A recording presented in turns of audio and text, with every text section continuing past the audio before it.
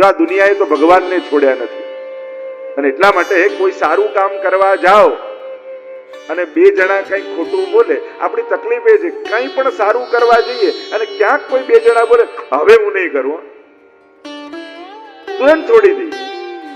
એક વાત મારી લખી રાખજો, કોઈ પણ નાદાનના કહેવાથી હાથમાં આવેલા સત્કર્મો મૂકી નહીં દેવા.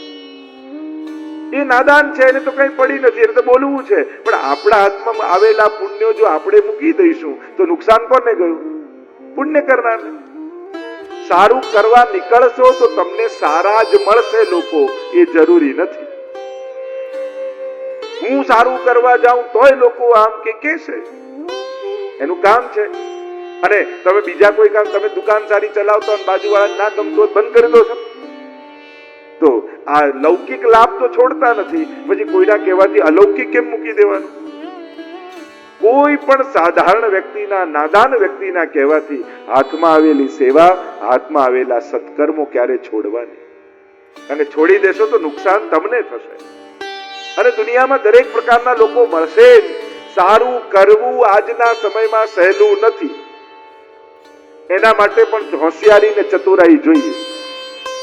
કેવલ ઇમોશનલ બનીને સત્કર્મ કરવા નીકળશો ને તો સહેજ કોઈ બોલશે એટલે તમને આઘાત, છોડી દો, હવે હું નહીં કરું, બહુ સહેલું છે, છોડીને બેસી જવું.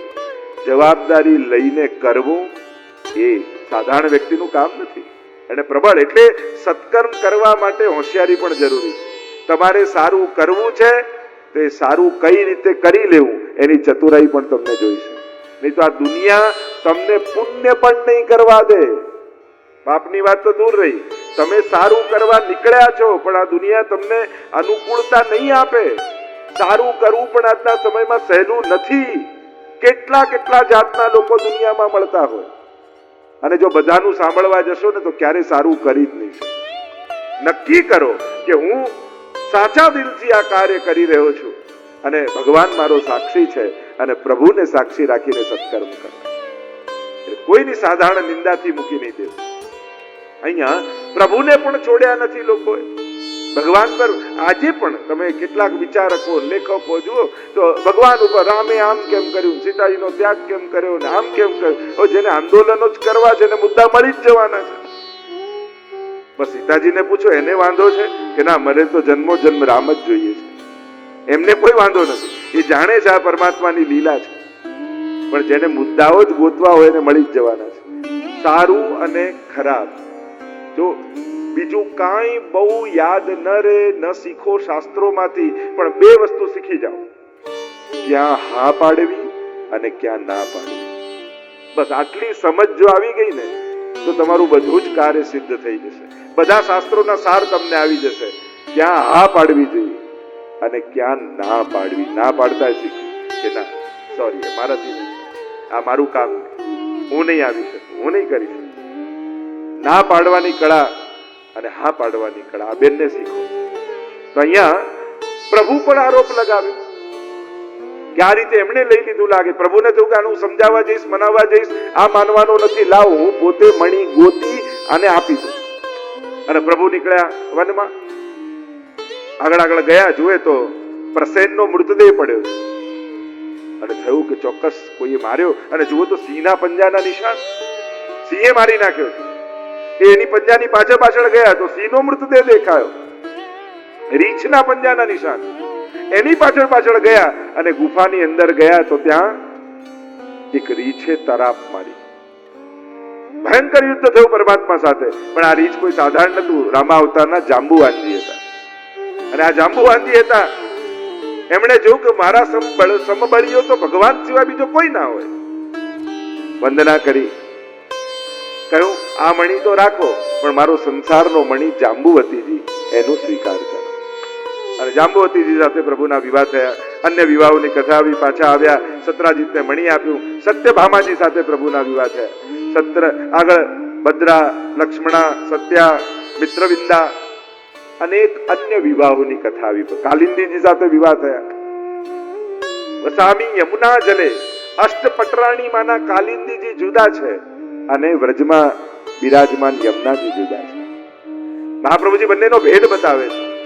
યમુનાજી તુર્ય પ્રિયા, ચતુર્થ પ્રિયા છે, અને આ પટરાણી. બંનેનો ભેદ બતાવ્યો. વસામી યમુના જલે, હું તો યમુના જલની વચ્ચે રહું છું એમ કહ્યું. અષ્ટ પટરાણીઓની કથા આવી. અષ્ટધા પ્રકૃતિ છે એમ કહ્યું. ભૂમિ રાપો નલો વાયુ ખમ મનો બુદ્ધિ રેવચ અહંકાર ઇતિયમ મે ભિન્ના પ્રકૃતિ અષ્ટધા. જે ગીતાજીમાં 8 પ્રકૃતિની 8 પ્રકારની પ્રકૃતિની વાત કરી, તો અષ્ટધા પ્રકૃતિ અષ્ટ પટરાણી અને પ્રભુ પરમાત્મા પુરુષ છે. આગળ બલરામજી દ્વારા રૂકમીના વધની કથા આવી. ઉષા અનિરુદ્ધ વિવાહની કથા આવી. નગરાજાની કથા આવી. નગરાજા બહુ મોટા દાની હતા. યાદવ બાળકો રમી રહ્યા હતા બગીચામાં. કુવાની ભીતર એક કાચિંડો પડેલો જોયો અને પરમાત્મા આવ્યા કે આટલો મોટો કાચિંડો પહેલી વાર જોયો. જળ છાંટ્યું, દિવ્ય પુરુષ પ્રગટ થયો. પૂછ્યું, કોણ છો તમે? કે હું નૃગરાજા છું. દાન કરવામાં મારી મહત્તા છે, મારો યશ છે. હજારો ને લાખો ગાયોના મેં દાન કર્યા છે, પણ એકવાર ગાયનું દાન કરેલું ને ગાય મારા ગૌશાળામાં પાછી આવી ગઈ. એ જ ગાય મેં બીજા બ્રાહ્મણને આપી દીધી.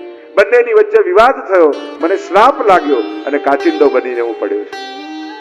એટલે દાનનો પણ આપણે ત્યાં વિવેક કયો છે. શ્રીયાદેયમ ભિયાદેયમ સંવિદાદેયમ. દાન પણ ક્યાં ને કોને આપવું એનો પણ એક વિવેક છે. પાછળથી કોઈ કરે ન કરે, પોતાના હાથે સત્કર્મો કરીને જવા. દાન, ભોગ અને નાશ 3 જ ધનની ગતિ બતાવી છે. કાં ભોગવો, કાં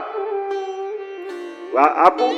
દાન કોઈને આપી દો તો એની ઉત્તમ ગતિ. કારણ કે આપેલું ખતમ થતું નથી, ભાગ્ય બનીને પાછું મળે છે. કોઈ પણ એમ કહે કે આપીએ તો ખતમ થઈ જાય, આ કોઈ પણ આપનારનું ઘટતું નથી. નથી આપતા એનું ખૂટી જાય છે, આપે છે એનું વધતું જાય છે.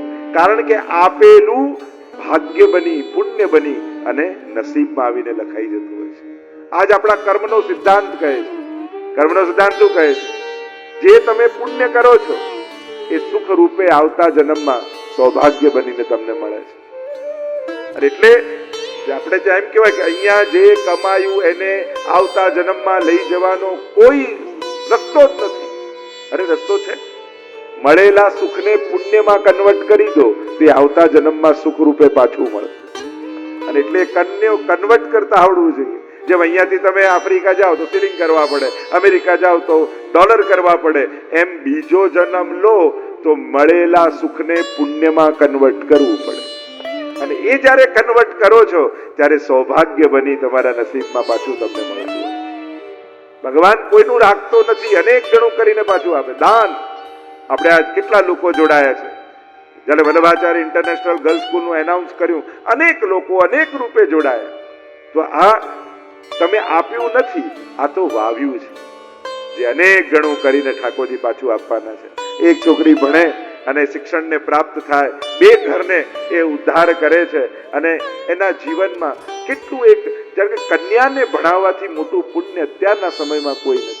શ્રેષ્ઠતમ પુણ્ય છે. અને જે લોકો પણ જોડાયા છે એ બધાને હું ભાગવત ભગવાનને વિનંતી કરું છું કે એમને 4 હાથે આશીર્વાદ આપજો. કારણ કે જ્યારે આવો દિવ્ય યજ્ઞ થતો હોય અને આપ લોકો આ રીતે જોડાઈ અને કેમ કરીને અમારા સંકલ્પ, અને આ ખાલી જ્યારે મહાપ્રભુજીનું નામ આગળ આવી જાય ને પછી એ કોઈ વ્યક્તિનું કાર્ય નથી રહેતું, પછી એ કોઈ ગામનું કામ નથી રહેતું, પછી તો સમસ્ત વૈષ્ણવ સૃષ્ટિની એ જવાબદારી બની જાય. કારણ કે મહાપ્રભુજીનું કાર્ય બની જાય છે. અને વલ્લભાચાર્ય નામથી, કારણ કે આપણે પણ ગૌરવ લઈ શકીએ કે અમારા ગુરુના નામે આ શિક્ષણ થઈ રહ્યું છે, અમારા વલ્લભાચાર્યના નામે આ કન્યાઓના પ્રશિક્ષણનું કાર્ય થઈ રહ્યું છે. કેટલા લોકોનો સુંદર પ્રતિસાદ મળ્યો છે. અને કથાને બાદ પણ એ લોકોના અભિવાદન આપણે કરીશું. અનેક પ્રકારથી લોકો જોડાયા છે. તો આ દાન, બીજું છે ભોગ, કાં ભોગવી લો અને કાં એનો નાશ થશે. મૂકી ગયા એ તમારું હતું જ નહીં, કારણ કે તમારું હોત તો તમારા ભેગા આવે. એ જે ભોગવશે એનું હતું. મહેનત તમે કરી, મજા બીજો કરી ગયો. કારણ કે આખી જિંદગી તમે મહેનત કરીને કમાયા અને તમે, કારણ કે જો છોકરાઓ હોશિયાર હશે તો કમાઈ જ લેવાના છે, બગડેલા હશે તો ઉડાડી જ દેવાના છે. એના કરતા તમારું ભેગું કરેલું તમારા આત્મકલ્યાણ માટે ખર્ચી જાઓ, કે તમારા આત્મકલ્યાણમાં. કારણ કે તમારો પરસેવો પડ્યો છે, તમારો સમય ગયો છે, તમારી જિંદગી ખર્ચાઈ છે, તો તમારા આત્મકલ્યાણમાં વપરાવું જોઈએ. એ જ એની ઉત્તમ ગતિ. આખી જિંદગીની મહેનત કોઈની મોજ મજામાં ખતમ ન થઈ જાય. ક્યાંક કઈક ભાગ તો આત્મકલ્યાણ અને પુણ્ય સંચય માટે થાય, એ થવું જ જોઈએ. કારણ એ તમારા જીવનનો ભોગ આપીને મેળવેલું ફળ છે અને એ ફળ ઠાકોરજીને ધરાવવું જ જોઈએ. અહીંયા 3 ગતિ બતાવી અને દાનનો વિવેક બતાવ્યો, કઈ રીતે આપવું. આગળ નારદજી દ્વારા પ્રભુના પૌંડ્રક ઉદ્ધારની કથા આવી, દ્વિવિધ ઉદ્ધારની કથા આવી. નારદજી દ્વારા પ્રભુના ગ્રહસ્થાશ્રમના દર્શન કર્યા. નારદજીને કહ્યું કે આ 5 જણા ઘરમાં શાંતિથી રહી શકતા નથી, તો પ્રભુનો આટલો મોટો પરિવાર ઠાકોરજી કઈ રીતે રહેતા હશે? લાવ જઈને જોઉં તો ખરા. ઘણાને બીજાના ઘરમાં ડોક્યું કરવાની બહુ આદત હોય, અને હવે તો બારી પણ છે ને ડોક્યું કરવાની, ઇન્સ્ટા અને ફેસબુક.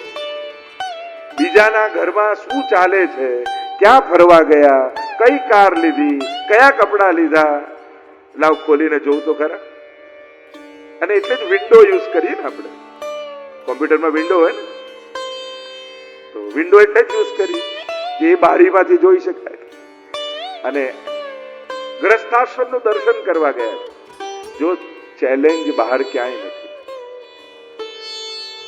ઘરના 5 જણા પ્રેમથી રહી શકીએ, એ જીવનની બહુ મોટી સફળતા છે. બાકી તો દુનિયાભરમાં છે જ બધા મોટા મોટા સંગઠનો, મોટા મોટા સંસ્થાઓ ઊભી કરનારા પણ ઘરના 5ને ભેગા નથી રાખી શક્યા. દુનિયાના ઇતિહાસ ચકાસી જુઓ. કેટલા મોટા મોટા લાખોના સંગઠનો ઊભા કર્યા હોય, પણ ઘરના 5 ભેગા ન. બધે કણકણમાં ઈશ્વર છે એવું કહેનારાને પણ ઘરના 5માં ઈશ્વર નથી દેખાયા. દુનિયાની કરુણતા એ જ છે. મોટી મોટી વાતો કરવી સહેલી છે, પણ ઘરના 5 જણા જોડે પ્રેમથી રહેવું અઘરું છે. કારણ કે અત્યારના સમયનું ચેલેન્જ એ જ છે. અને એટલા માટે તમારા સ્વજનો તમારા થઈને રહે એનો પ્રયાસ કરજો. એના માટે ઘણું ઘસાવવું પડશે, છોડવું પડશે, પણ એવો પરિવાર, એવી ભાવના કેળવજો કે તમારા સ્વજનો કારણ કે અઘરું એ જ છે, કઠિન એ જ છે. અને મા બાપ પણ કેટલો ભોગ આપતા હોય છે બાળકો માટે. યુવાનો બેઠા હોય તો કહીશ, બધાના ઉપકાર ભૂલજો, મા બાપનો ઉપકાર ક્યારેય ન ભૂલતા. કારણ કે તમારા માટે એ લોકોએ ઘણા પોતાના સુખોના ભોગ આપ્યા છે, ઘણા બધા ભોગ આપ્યા છે. એટલે અને ઘણા કરજાઓ એવા હોય ને કે ક્યારે ચૂકવાય જ નહીં. એ ચૂકવી ન શકાય. એ તો એમના અહોભાવ ઘણી જગ્યાએ માથું નમાવવું જ પડે. ત્યાં પછી એમ ના કહ્યું આ તો તમારી ફરજ હતી, બધા કરે, તમે શું કરે. વાતો લોજિક આપવા સહેલા છે, પણ જયારે મા બાપ બનો ત્યારે ખબર પડે કેટલા ભોગ આપવા પડતા હોય. તમે ગમે તેટલું ભણી લો, ઘણું ભણો, ઘણા ડિગ્રી લો, પણ મા બાપનું મન વાંચતા ન આવડ્યું ને તો તમારાથી મોટું અભણ બીજું કોઈ નથી. કારણ કે બધું તમને વાંચતા આવડ્યું, પણ માં કેમ વઢે છે, પપ્પા કેમ ટોકે છે, પપ્પા કેમ ના પાડે છે, મમ્મી કેમ ના પાડે છે, એનું મન તો વાંચો. તમને રોકવામાં એને રસ નથી, તમારી એમને ચિંતા છે, તમારી લાગણી છે એટલે કે છે. આ દુનિયામાં આપણી ચિંતા કરનારા બહુ ઓછો લોકો મળતા હોય છે. આટલું વાંચતા તમને ના આવડે, આટલું ભણ્યા પછી પણ ડોક્ટર થયા, લોયર થયા, સીએ થયા, પણ માનું મન વાંચતા ન શીખ્યા તો અભણ જ રહે. વડીલોના મન વાંચતા શીખો. સ્વજનો, યુવાનો બેઠા છે તો એમને કહીશ, ઘરમાં કોઈ કહે છે તો શબ્દોને ન પકડતા, એનું ઇન્ટેન્શન જોજો, કહેવા પાછળનું એનું કારણ શું છે.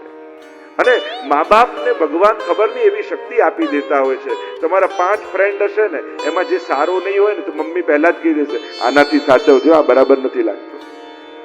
તમે ભલે ગમે તેટલા લોજિક આપો, ના આ તો આ ખાલી એની સ્ટાઇલ આવી છે, વાતો આમ કરે, થોડો આમ છે, પણ એક દિવસ તમને જ અનુભવ થશે કે બરાબર નહોતો.